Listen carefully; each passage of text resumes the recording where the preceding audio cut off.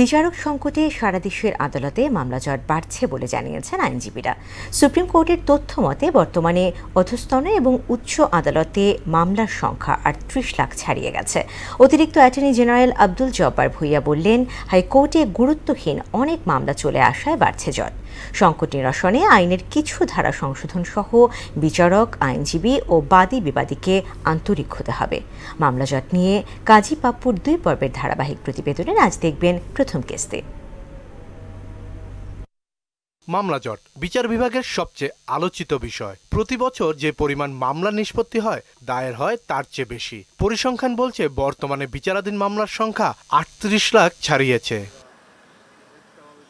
Supreme কোর্টের তথ্য অনুযায়ী ২০১৫ সালে আপিল বিভাগে বিচারাধীন মামলা ছিল ১২,৭৯২টি। গত বছরের জুনে তা বেড়ে হয় ২৭,৪৭৭টি। এর মধ্যে দেওয়ানি মামলা ১৬,৯৯৫, ফৌজদারি ১০,২৮৬ ও অন্যান্য ১৯৬টি।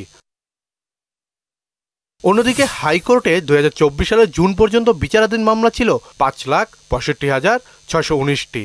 এর মধ্যে দেওয়ানি ৯৬,৬৫৫ ও ফৌজদারি ৩,৩৯,২৮৩টি।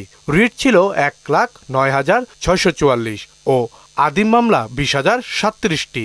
আর ২০১৫ সালে হাইকোর্টে বিচারাধীন মামলা ছিল ৩,৯৯,৩০৩টি। অর্থাৎ ৯.৫ বছরে হাইকোর্টে মামলা বেড়েছে ১,৬৬,৩১৬টি। ২০১৫ সালে অধ্যস্থন আদালতে জেলা ও দায়রা জজ সহ সব ট্রাইব্যুনালে বিচারাধীন মামলা ছিল ২৬,৯৭,৮৭২টি। গত বছরের জুনে এই সংখ্যা গিয়ে ঠেকে ৩৭,৮৭,৮৬৬টিতে।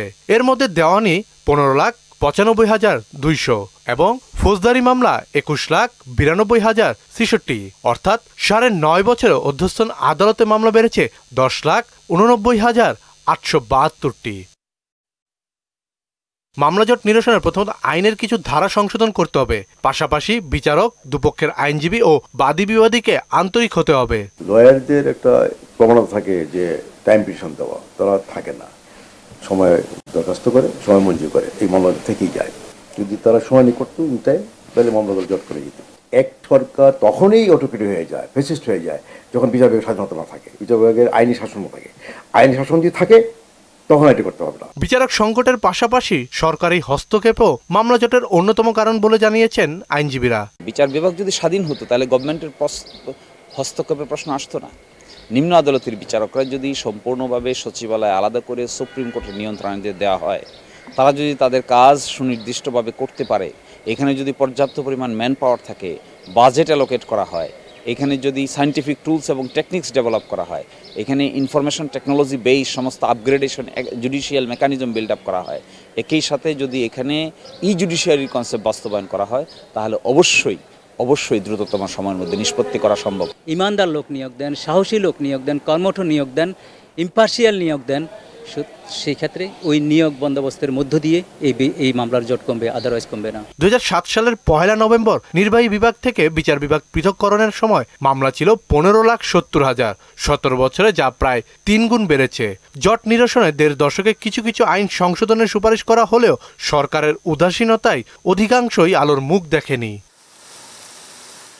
কাজী পাপ্পু, মোহনা সংবাদ, ঢাকা।